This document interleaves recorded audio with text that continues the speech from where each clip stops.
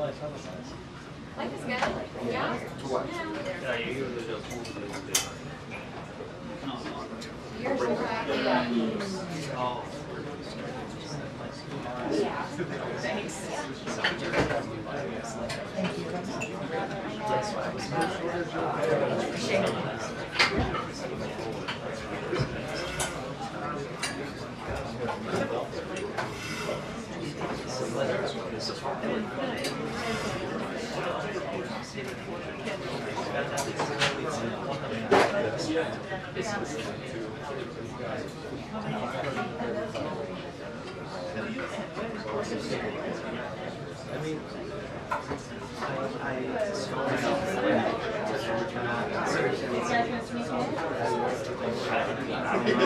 Yeah, 3 minutes. 3 minutes.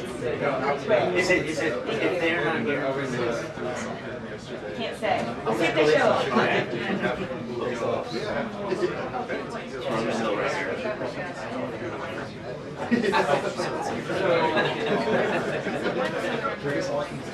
It's so difficult. Anywhere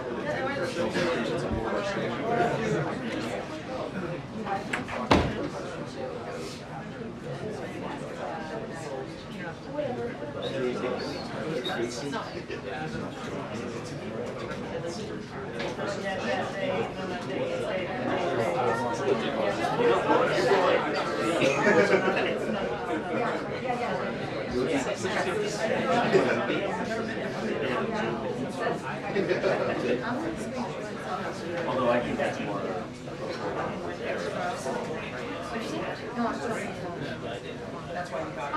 I'm trying to figure out. I want to actually talk to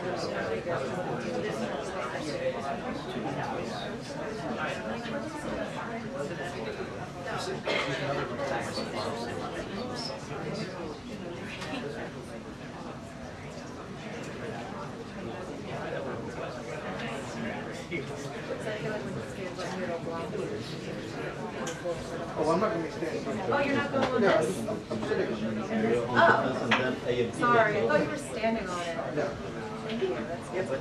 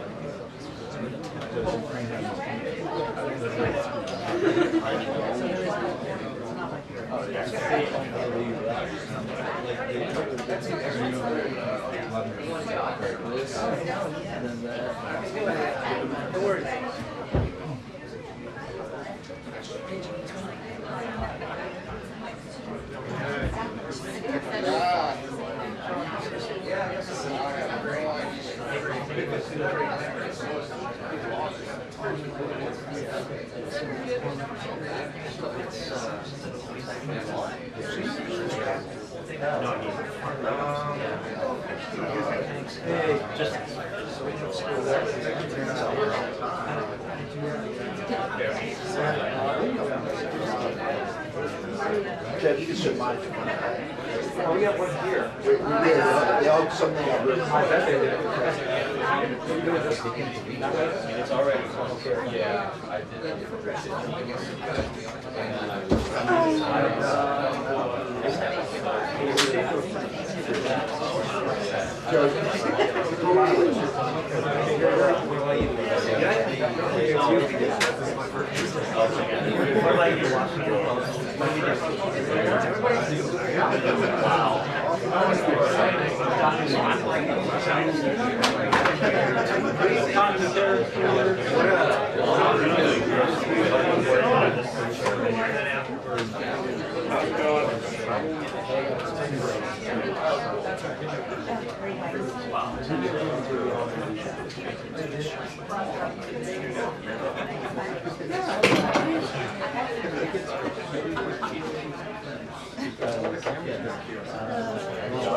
Alicia,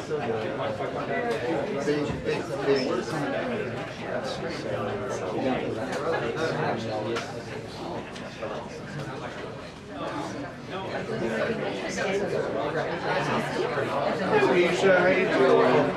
Good, how are you? Good. Too much? Next month. Is this number 2 for you? There's no economy scale. It's funny, I was trying to, we had like a boys group Yeah. and my attempt to help was it left a ceiling fan that they removed. And I was like, I can throw this away, no problem. And I put my things in the room, like, help ants somehow, 5 seconds later. No help for me for 2 weeks. You and John Stewart. Very, very similar injury. I've never seen the 2 of you in the room. Yeah, we're very alike. Everything about you. Wait, how many a boy now? We are having a boy, yeah. Yeah, so 2 years ago, and then it has a nursery, but it was given for a girl, so it's perfect for us when we moved. But now it's time to move on. But yeah, next April 30th.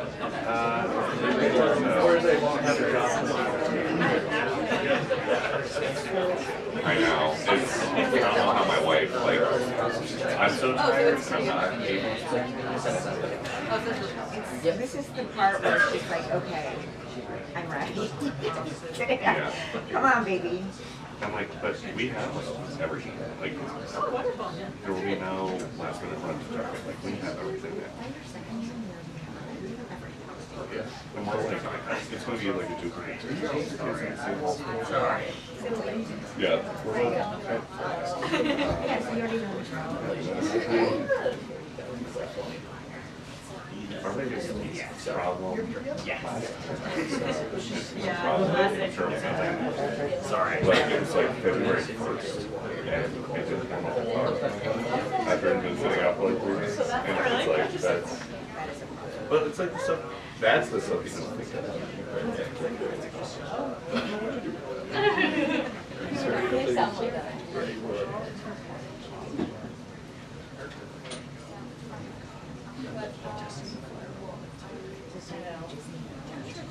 Are you? When are you doing that? I'm so jealous. Spring break. We're surprising them. We're telling them we have to go get vaccines. In Florida? No, just in the car. Oh. And then like on the way to the airport. Are they big vaccine fans? They're just hate shots. Like, No, they hate shots. So it's like, but sorry you're guys. like, you need vaccines and also pack swimwear? Well, they're gonna know. Look at the luggage in the back. It'll just be Yes, they You have to like maximize hopelessness in order to maximize happiness. So, how many days you got shot? 6 days. But we have a concierge. You know, you can get that. You can get a concierge. At this point. No, at Disney, yes, but before Disney, they plan everything. Really? Yeah. They do it all. And they get, it's a huge Is it through one of the hotels? No, it's just like, just go on Instagram or whatever, and look up Disney concert. And then they actually they get commission. So it's like work. It's a win-win situation. Yes, it's worth the, you have to get the fast pass. Right. You're not paying $3. Well, no, the same people do a whole thing. I did it like that once. Yeah, you can. But No, I'm saying like it's way worse.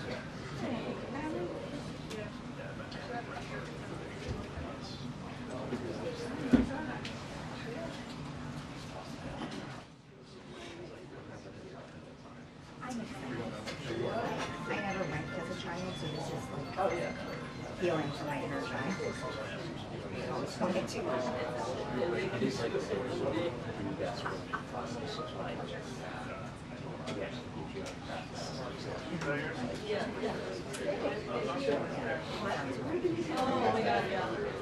And there's a thing, there's a couple. So you only have one hill night. You gotta Yeah, Saturday. that is not on my radar. Are you doing like the princess? Yeah.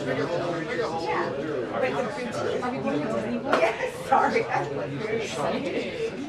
You know what? Get up at the podium. Oh, I like the dress.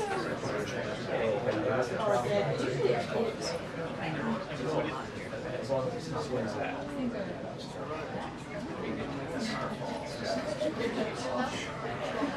I got my runner. I did my 5 miles. I go to the bar, I'm sweaty, tank top, I'm drenched there. Good work.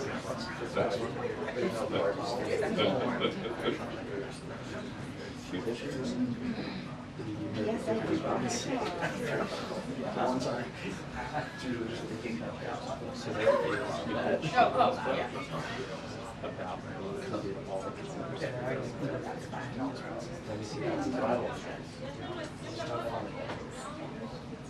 As long as I get that right.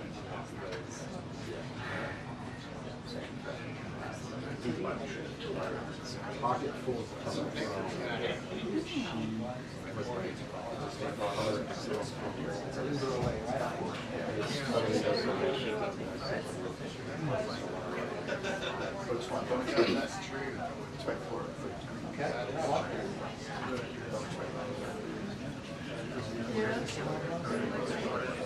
Yeah, and they're like, oh, it doesn't work anymore. I guess we gotta go.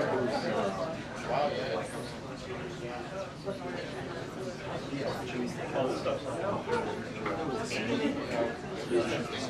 It's on the water.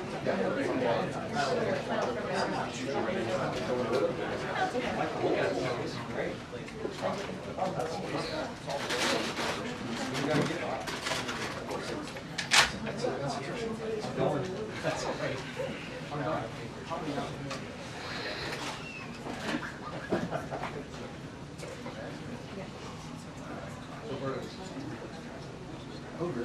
You've been doing all True.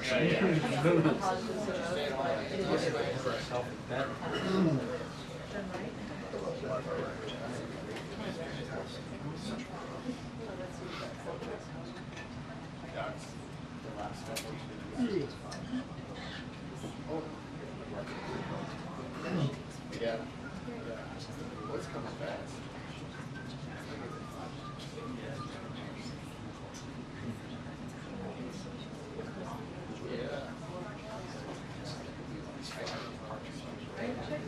No lightning now.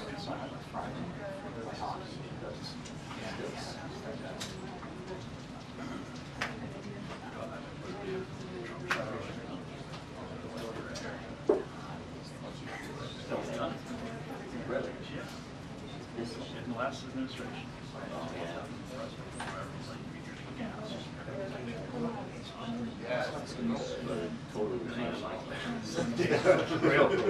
Well, so anyway.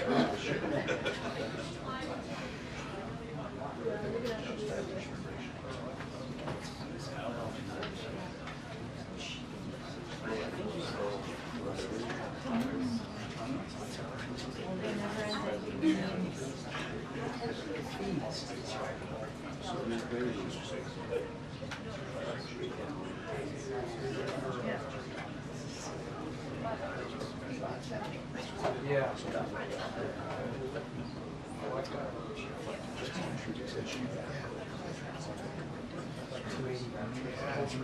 I think my four.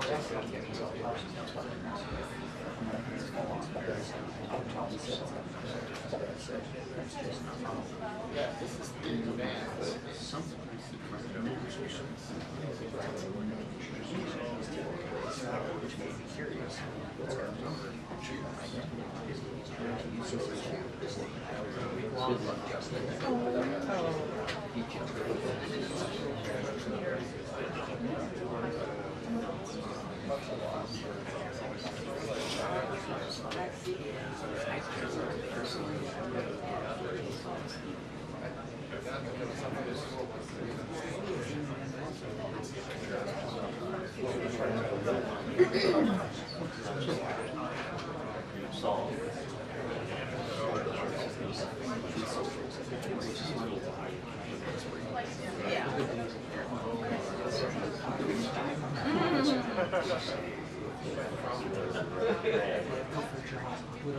Oh, yeah.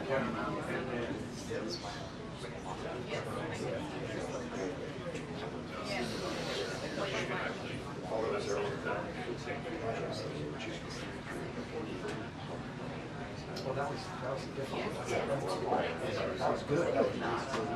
I remember the office. Oh, yeah.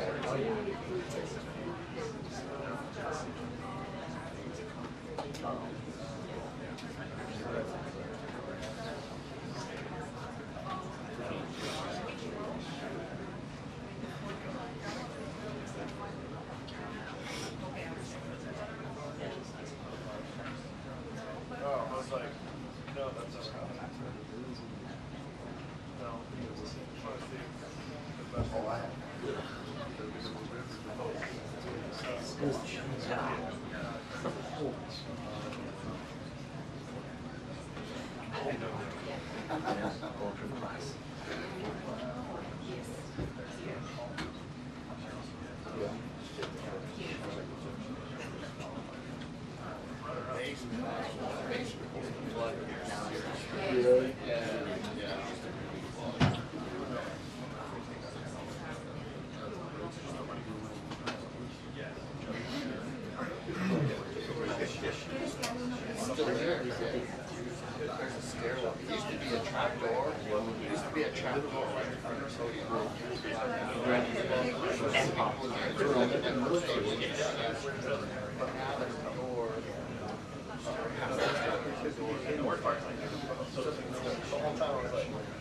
Swimming pool's there, yeah, it's the swimming pool all tiled and everything.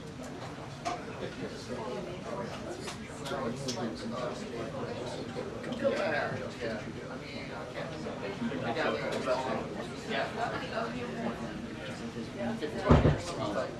Since before they redid this, she had to go down the trap door. But people, all the wood beams and everything, people had to. But then when they redid it, that was all taken out. When they redid the brick and everything, that was all taken out like that.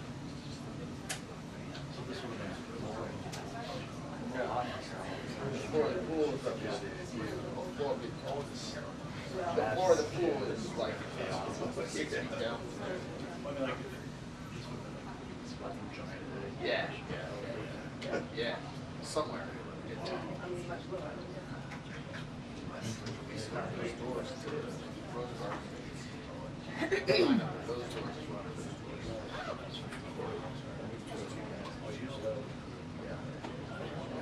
No. I think they're keeping doors on the other side. You got common doors also. The common.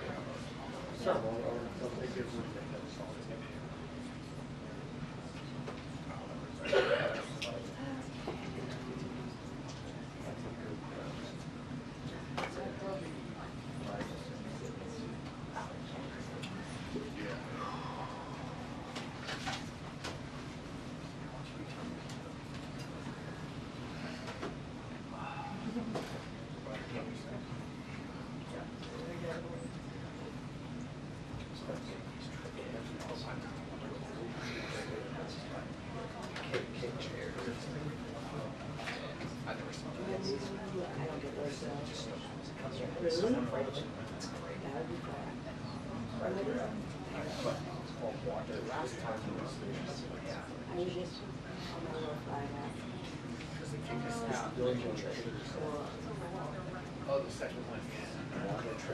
The second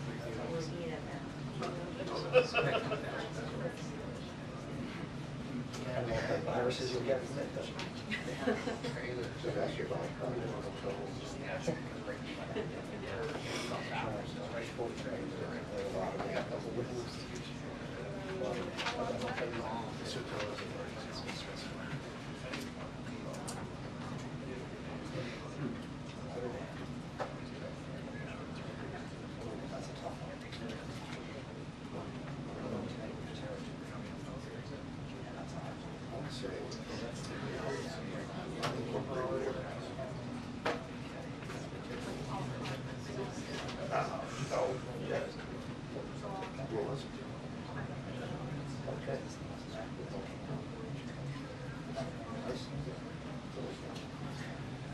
But.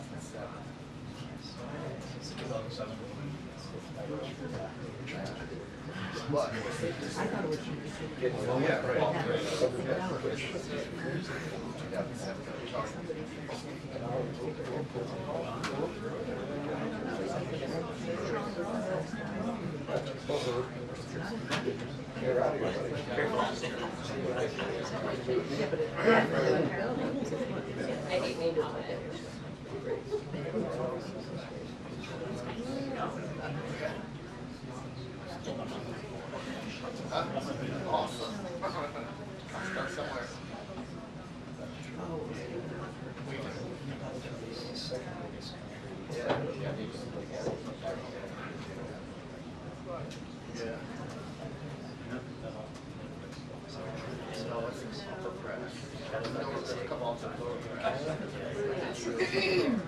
China, US, Brazil, and Canada.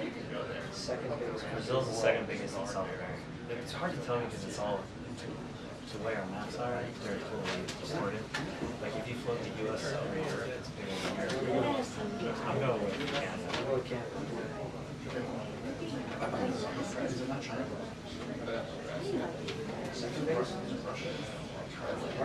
Yeah, but just Russia's not on the list.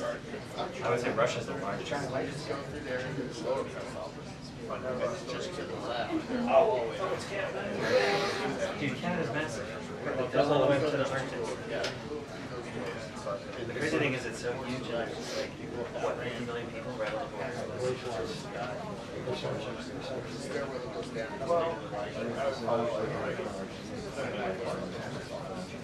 It's constantly changing.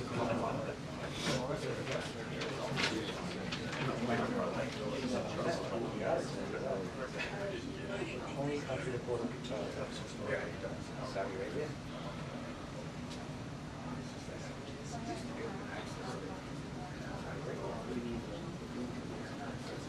Which city do you think is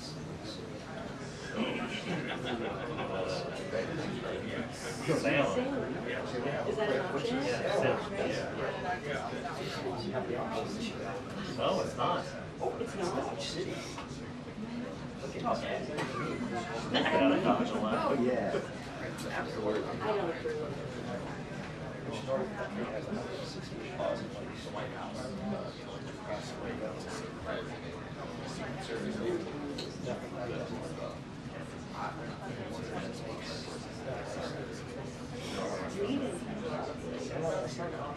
No, down to Finland or Norway. I'm going to go to Finland, right? Yeah. Let's go to Finland.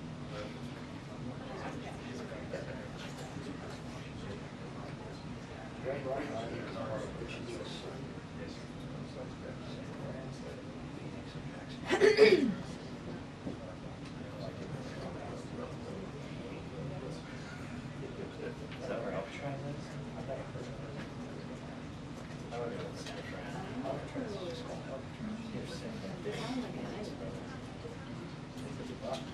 Could be Phoenix because of the rock color. Could be in the middle of the lake. This is just, is this actually related photo? The other one, oh yes, sir, Travis.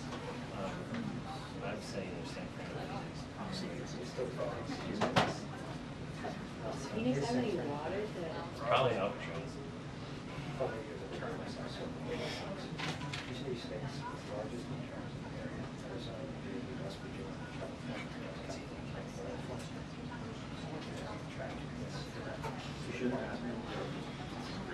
Yeah.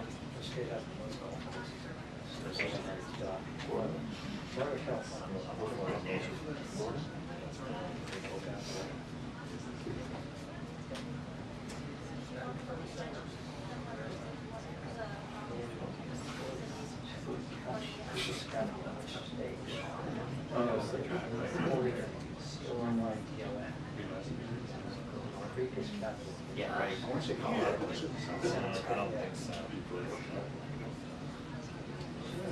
Denver is a real city. 2 minutes until the briefing. 2 minutes.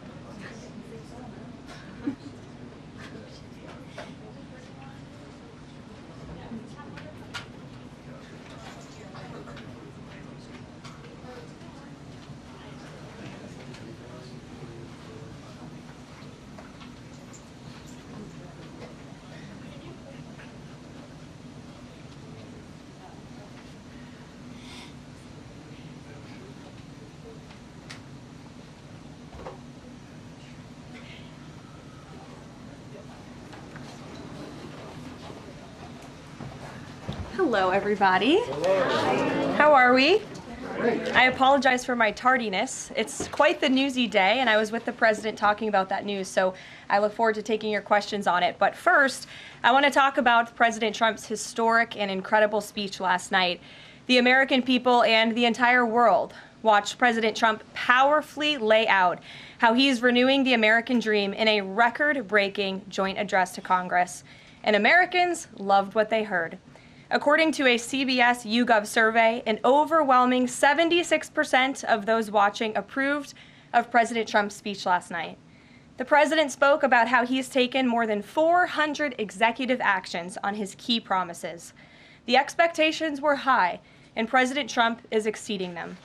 According to brand new polling from the Daily Mail, President Trump has never been more popular as his approval ratings are reaching historic highs. More Americans believe America is headed in the right direction than the wrong direction. Everyday Americans love this president because he tells it like it is, no matter what, and he did that last night. President Trump level set with the American people on the economy and exposed how badly Joe Biden screwed it up by causing the worst inflation crisis in 4 decades. President Trump was honest about where we are while making clear that help is on the way. As the president declared last night, he will make America affordable again. Last night, you also saw who motivates the president to work so hard. Everyday Americans, who President Trump shined a spotlight on last night in his speech. From Mark Fogel, who President Trump was finally able to reunite with his family and his beautiful 95-year-old mother after being detained in Russia, to Peyton McNabb, whose heart-wrenching story motivated President Trump to end men in women's sports, and to Allison and Lauren Phillips, the mother and daughter and sister of Laken Riley, who President Trump honored by signing the Laken Riley Act to ensure her name will live on forever. In other amazing and surprise moments, President Trump honored the life of Jocelyn Nungare, who was brutally murdered by illegal alien gang members.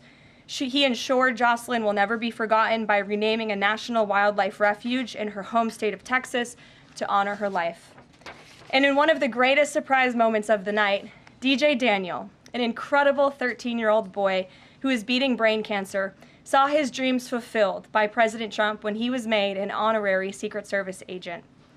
And finally, after nearly 4 years, President Trump delivered justice for the families of the 13 American heroes who were killed at Abbey Gate in the Biden-botched Afghanistan withdrawal, which was one of the worst humiliations in the history of our country.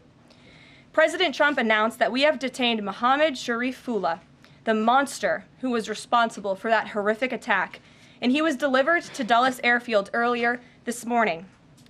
On his first day in office, President Trump's national security team across the federal government prioritized intelligence gathering to locate this evil individual. President Trump's team shared intelligence with regional partners such as Pakistan, who helped identify this monster in the borderland area late last month. Mohammed confessed to his crimes related to Abbeygate and other attacks in Russia and Iran as well to the Pakistanis. And U.S. law enforcement officers traveled to Pakistan over the weekend, where he again confessed his crimes to the FBI.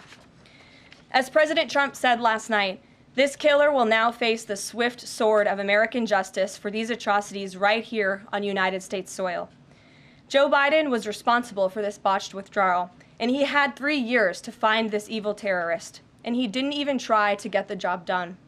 But President Trump campaigned on behalf of and grew very close to the Gold Star families. He promised them accountability, and last night, he kept his promise. He spoke to those Gold Star families yesterday, ahead of his speech, in an incredibly heartwarming call to share this incredible news. And as President Trump asked in his speech last night, how could anyone possibly be opposed to any of this action that he is taking? Well, apparently, the modern-day Democrat Party could. The behavior of Democrats last night was completely disgraceful and demonstrated how severely out of touch they are with the American public. It was the most shameful moment in the history of presidential addresses in that beautiful chamber. In what was supposed to be a unifying moment for our country, Democrat members of Congress instead screamed at the President of the United States, who was just overwhelmingly reelected by their constituents, walked out of the chamber, and worst of all, they disrespected the American people. Democrats didn't stand to keep men out of women's sports. They couldn't even clap for a girl who got her head smashed in by a man on a volleyball court. Democrats didn't stand for an innocent and beautiful child who is surviving brain cancer. They opposed eliminating taxes on tips and Social Security. They didn't stand in favor of cutting taxes for hardworking Americans. They couldn't even clap for 2 mothers whose daughters were killed by illegal aliens. One of the only things that could get Democrats off their feet last night was cheering for Ukraine, not for America. Last night was a very clarifying moment for our country. The Democrats exposed themselves as the party of insanity and hate, the party that wants to put America last. They've allowed their Trump derangement syndrome to stop them from celebrating America and our people, and we will not allow them to forget that. And it's not just the Democrat Party. The mainstream media still doesn't get it. Last night, MSNBC's Nicole Wallace disgustingly looped in a 13-year-old boy with brain cancer into an attack on the president over January 6th. And CNN's first chyron out of the speech called it divisive. President Trump wasn't divisive. The Democrats were. And CNN was proven wrong by their own viewers, 69% of whom, in a post-speech poll, said they had a positive reaction to the president's speech. It's sad and frankly pathetic that Democrats and liberals in the legacy media continue to allow their hatred for the president to override their love for our country. But nevertheless, the president will continue to unify this nation through policies that are grounded in common sense and that uplift all Americans.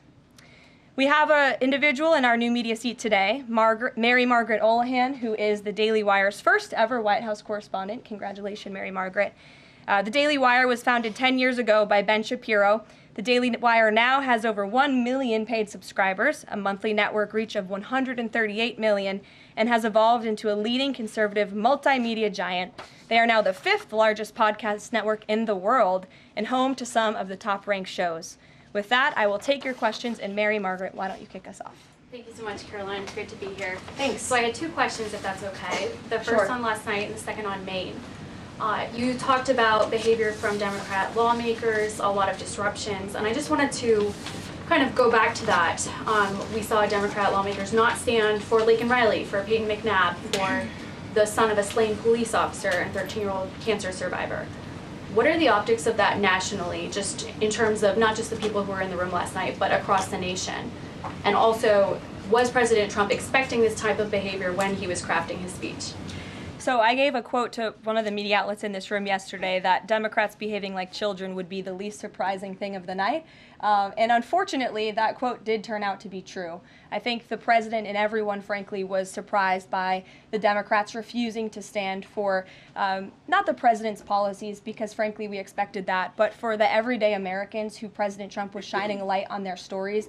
Mark Fogel, for instance, an American school teacher who was detained by the Russians. President Trump freed him. If Joe Biden had done that, they all would have been on their feet, but because of it came from President Trump, they weren't. So we think it's very sad, but we're very proud of the president today, and the American people are the people that this president cares about most, and the reviews are in, and everybody loved his speech. Thank you. And then on Maine, we know that the governor of Maine has really pushed back against the president's executive order saying that boys should not be in girls' sports. I spoke with a lawmaker from Maine this morning who told me she'd been censured by state lawmakers for calling a man and speaking up on this. What is the next move for the White House in this battle to protect the integrity of women's sports? Yeah, well, the Department of Education has sued the state of Maine. As you know, there's ongoing litigation. The president has made a commitment to ensure that states are being held accountable if they continue to allow men in women's sports, which he believes is an egregious violation of taxpayer dollars. And so that fight continues, and the president won't back down. Again, this is a common sense policy. 80% of the American people, including more than 60% of Democrats, do not want men in women's sports. So the president will stand by this commitment. Thank you. Gabe, good to see you in here. Good to see you, Caroline. A couple questions. One, can you confirm that the president held talks with the big three automakers today, speaking about potentially delaying tariffs? I can confirm, and I'm glad that you asked, because the president sent me out here with a statement directly from him on this. I saw it was reported earlier today by Bloomberg News, and he wanted me to share this with all of you. We spoke with the big three auto dealers. We are going to give a 1-month exemption on any autos coming through USMCA.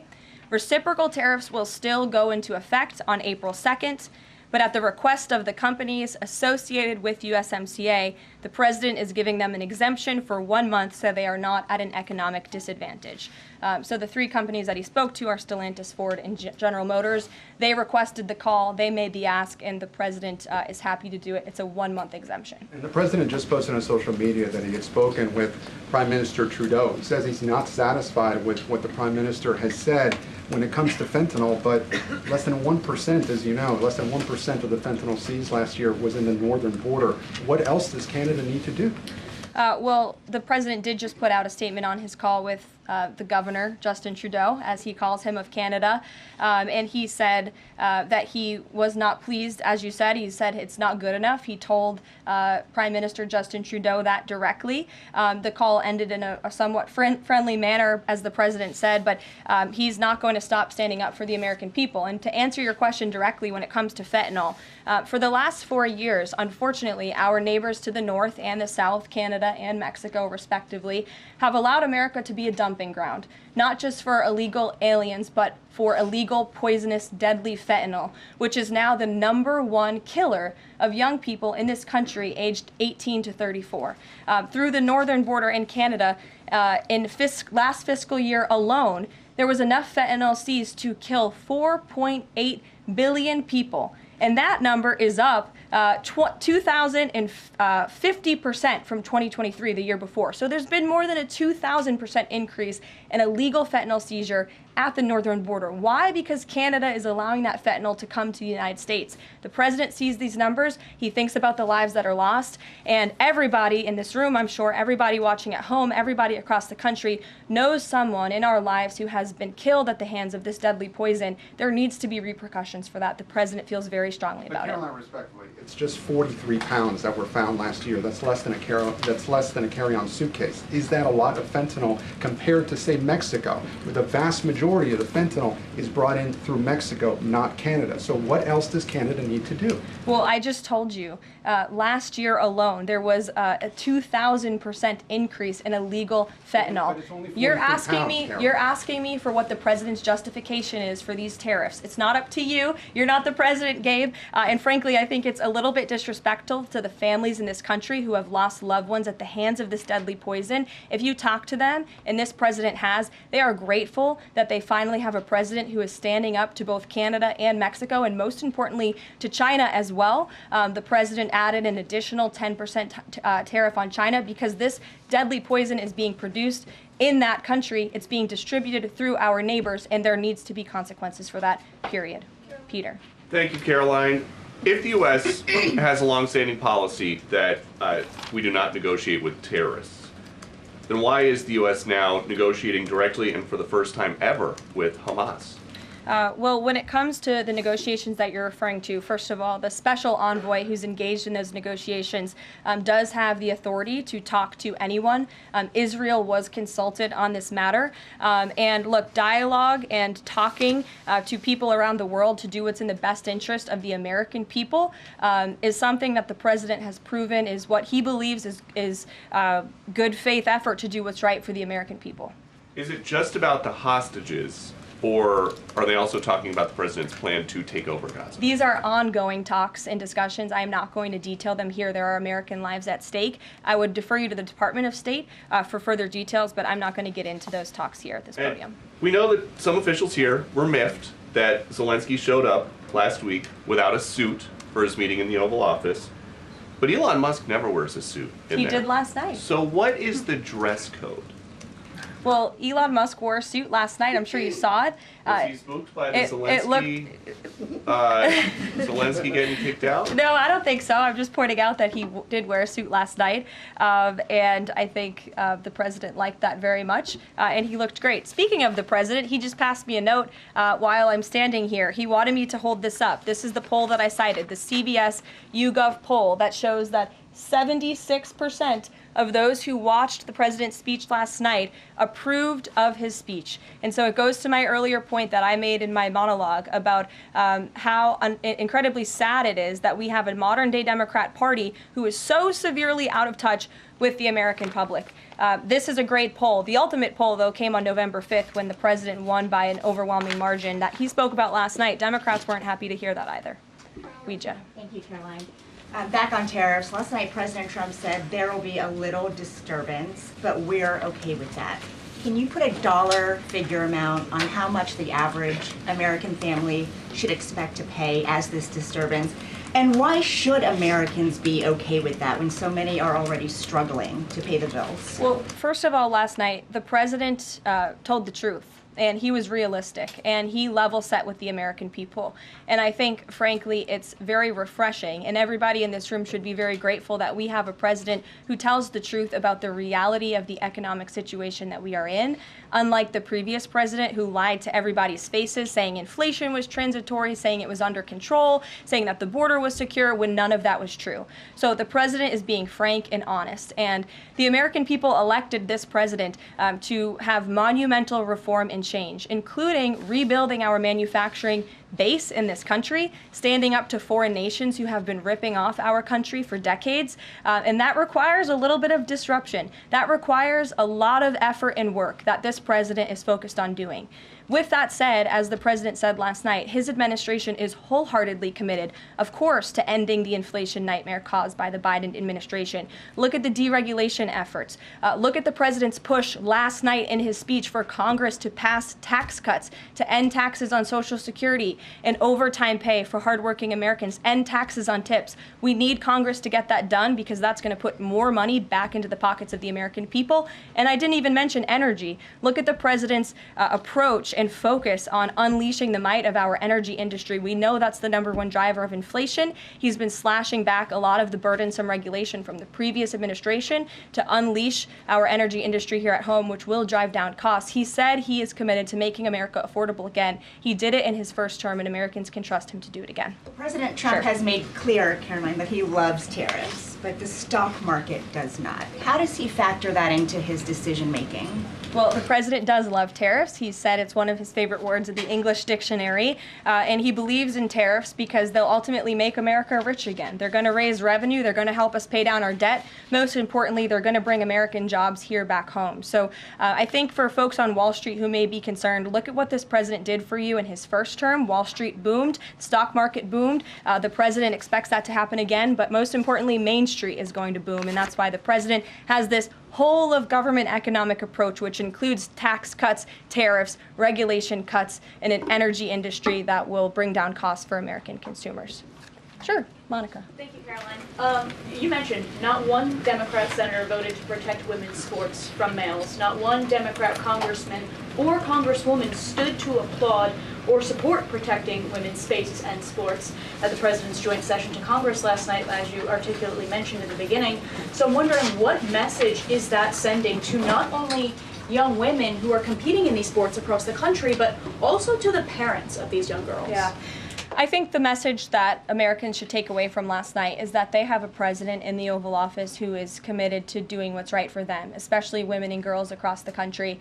And I think it's very ironic, thank you for bringing up the point about women, that Democrat women were wearing pink to support our fellow females, yet they couldn't stand, again, for a young woman who was almost killed and severely injured by a man on the volleyball court. They couldn't stand for the mothers of two beautiful young women whose lives were taken tragically at the hands of illegal people. So you can't say you're the party of women and then support men and women's sports and not stand up for basic law and order and immigration reform that will protect women in this country. That's what President Trump is doing. He's the president for women. Lindsay, good to see you. Thank you, Caroline. Good to see you. So, speaking of tariffs, China said yesterday that they're ready for any kind of war with the U.S. Because of these tariffs that have been placed on them, and a Chinese spokesperson also said that the tariffs would not lead to a resolution of U.S. concerns about fentanyl originating in China. Can you speak to how the administration is planning on responding to that? Well, I think Secretary Hegseth has responded to that this morning. He said that America will always be prepared to defend itself, especially under the leadership of this president in the Oval Office, and that certainly remains true. Again, when it comes to tariffs, the president has been very tough on China, not just now with 20% and more with the reciprocal tariffs that will hit on April 2nd, but look at what he did in his first term. There were billions of dollars worth of tariffs that he implemented on China, and it's quite telling that the previous administration did not rescind those tariffs because they realized the value that they had in not only deterring China, but also raising revenue here in the United States. Rachel. Thanks, Caroline. Just a quick follow-up, two quick follow-ups on tariffs. The president mentioned a little disturbance during his remarks yesterday. The CEO of Target says that consumers will likely see prices go up on everything from strawberries to bananas to avocados. How long should Americans expect to pay higher prices? Are we talking a week, a couple of days, a few months? Again, I don't have a crystal ball, but what I can assure the American people is that this president and this administration is doing everything they can. And I would remind you and everybody else in this room that it's because of the previous administration's economic policies that Americans were left with record high inflation. Inflation throughout Joe Biden's entire 48 months in office was at or above 3%. It hit record highs, as you know. And there's a whole list of what the Biden economic disaster this president was left to clean up. It's been a month, but he's working hard every single day to do just that. One quick follow-up on the carve-out. Sorry to cut you off there. The U.S. imported $43 million worth of eggs from Canada. I know you mentioned some of the exemptions when it comes to automakers. Will there be any other carve-outs, including for eggs? We know prices are soaring for Americans. The president is open to hearing about additional exemptions. He always has open dialogue, and he'll always do, what's right, what he believes is right for the American people. But again, as for the egg crisis in this country, the president is wholeheartedly committed to ensuring we're increasing our egg supply, and we're also bringing down cost. And Secretary Rollins has been all over this issue. She comes from an agricultural background and family. That's why she's leading that very important department. She wrote an amazing op-ed in the Wall Street Journal. She's been all over the media talking about her plan. She has a real plan. The president endorses it. And he even, gave her an off-the-prompter shout-out last night to say, Brooke, I'm counting on you. It's an important issue. And this White House is working with Secretary of Agriculture every single day to address this issue. Sure. toward him. Thanks, Caroline. So, what does it say that the Democrats, while they couldn't stand for Americans or stand for victims, they stood for war and clapped for war and clapped for 5 more years of war? Yeah, the president addressed that last night, I think, when he called out Senator Elizabeth Warren and said that, again, as I said in my opening speech, very telling that the Democrats refused to clap for American people and American interests and American priorities, but they did clap for the country of Ukraine, which, by the way, the president's working very hard to end that war. So Democrats should be applauding him for actually doing something about it. Follow up on that if I can. You've spoken recently about how what happened in the Oval Office last week gave Americans an inside look into behind-the-scenes discussions with Zelensky. Is this how he treated Joe Biden and just treated him disrespectfully and received billions of dollars? Well, it's a very interesting question. I don't know if anybody in here asked my predecessor who stood at this podium about that, but there was a report from NBC News that President Biden also got increasingly frustrated with President Zelensky when he was handing out blank checks and President Zelensky kept asking for more. Joe Biden was quite frustrated with that. So again, as I've said repeatedly, Friday revealed the frustrations that this administration has had in closed-door negotiations with the Ukrainians. However, President Zelensky did put out a statement yesterday, which we believe is a positive step forward, and National Security Advisor Mike Waltz has been talking to his Ukrainian counterparts, and so we're in the midst of this, and we'll see what happens next. Caitlin. Thanks, Caroline. I have 2 questions. One on the reprieve that is being granted to these 3 automakers for 1 month on the tariffs on Canada and Mexico. How did the president settle on 1 month? The reciprocal tariffs will go into effect on April 2nd, and he feels strongly about that no matter what, no exemption, so that's where the 1 month comes from. Does he expect them to be able to shift production within a month? He told them that they should get on it, start investing, start moving, shift production here to the United States of America, where they will pay no tariff. That's the ultimate goal. And on the conversations between the White House and the Ukrainians and the letter that President Trump revealed last night that he got from President Zelensky, Director Ratcliffe said today that the president has paused also intelligence sharing with Ukraine. Is that temporary or is that permanent? I believe what the National Security Council told me in regards to that was that they paused or they are reconsidering the funding for Ukraine, as you saw, the pause on the funding. As for intelligence matters, I would refer you to either the National Security Council or the CIA as well. But they're considering lifting or reinstating the military aid going to Ukraine, which they paused this Again, week. it's a pause for a review. Follow up on that. Sure. The president read parts of the letter that he received last night from President Zelensky. Can you give us a sense of when President Trump now plans to sign that minerals deal after receiving that letter? Those talks are happening as we speak. I just saw the National Security Advisor. He's working very hard on it. I believe he was going into the Oval Office to give the president an update on where this stands. But again, the president is committed to a peace deal. He wants to see this war end. And I think that President Zelensky's message, which he also shared on X as well, is a positive sign in the right direction. The president also said that the United States was reclaiming the Panama Canal.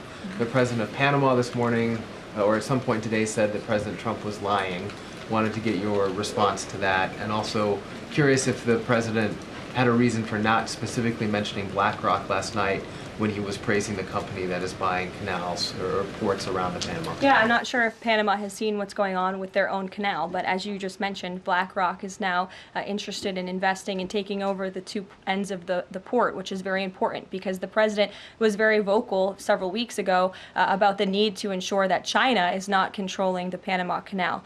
This is a very important place for the United States of America. We also saw that the Panama Canal lifted fees on our U.S. naval ships that are going in and out of the canal. That's a win for the United States of America, and the president will continue to ensure that the Chinese government, the CCP, cannot be infiltrated in the Western Hemisphere, and certainly not in the Panama Canal, which is a very important place for our country. Dasha. The president continues to call the Prime Minister of Canada, Justin Trudeau, Governor of Canada. I'm curious what he means by that and if there are any plans that are moving forward with trying to make Canada the 51st state. And I have a follow-up on the economy as well. Sure. Well, the president put that in his True Social account, or his True Social post earlier today. He feels strongly that it would be very beneficial for the Canadian people to be the 51st state of the United States. They wouldn't be paying for these tariffs. They'd have much lower taxes if they were part of our great country. Caroline, on the economy, you and I traveled the country during the campaign. This is an issue that so many voters decided to cast their ballots on, and they voted for President Trump. He has started to have that realistic conversation with the American people, that disturbance comment last night. But I'm curious if you can be real with Americans right now as all of these factors are playing out. Are things potentially going to get worse before they get better? Look, I've now been asked and answered this same question, just given to me in different verbiage, of 3 different times, and I will answer it again in an effort of transparency to the American people, because this is an important issue, and the American people, this president understands that it is. And again, that's why in his joint address to Congress last night, he addressed this issue with a realistic and honest approach. He talked about what this administration is doing to unleash American energy and to make America affordable again, and this administration is wholeheartedly committed to doing it. And I would remind the American public that the first-term record of this president speaks volumes. That's why they reelected him, because they know that he can fix our broken economy, and it's very, very broken from the previous administration. Stephen. Thank you, Caroline. I've got 2 questions, one on press access, and the other on fentanyl and tariffs. Sure. On press access, your predecessor, Karine Jean-Pierre, who presided over many novel press access restrictions, criticized the recent changes to the press pool made by your office. She said in an interview, quote, "What we're looking at is what North Korea is doing." What's your response to that, and can you say anything to allay concerns that unfavorable coverage will be punished in this new press pool system? I think that's the same individual who said from this podium numerous times that the commander-in-chief was mentally and physically up for the job, which we knew was a lie. Many people in this room knew it was a lie. Many of you were admonished for asking questions about that truth. So when it comes to truth and transparency, this administration, this White House is setting the example. This president is taking far more questions than his predecessor, Joe Biden, did on a daily basis, and that will continue. And on fentanyl and tariffs, fentanyl produced largely in China has killed 334,000 Americans over 5 years. According to CDC data, that's about 1 in every 1,000 Americans. President Trump has cited this for applying new tariffs to Canada, Mexico, and China. But in addition to China's talk about being ready for any kind of war, they said yesterday, the foreign ministry said that, quote, "The fentanyl issue is a flimsy excuse to raise U.S. tariffs," and, quote, "The U.S., not anyone else, is responsible for the fentanyl crisis." So what's the response to China that the talk of fentanyl is just an excuse for tariffs? And what does that say about the resolution? Well, of course, the country that is getting very rich off of distributing this deadly poison to American citizens is going to say that. Again, the president knows where the American people stand on this issue. Fentanyl overdoses. Dasha brought up all of us campaigning all across the country. They talked about inflation. They also talked about the border, the illegal immigrants that we're pouring through, but also these deadly drugs. And again, the president keeps in mind those families every single day when he is making these tough decisions. But it's a necessary decision, and he's no longer going to allow the United States of America to be a dumping ground for illegal immigrants and for illegal drugs that are killing our nation's people. This is the #1 leading cause of death in our country, and there needs to be action taken to ensure that that cannot continue. Thank you very much, guys. We'll see you later. Thanks, Caroline. Do we know what auto brands are actually exempted? So Honda.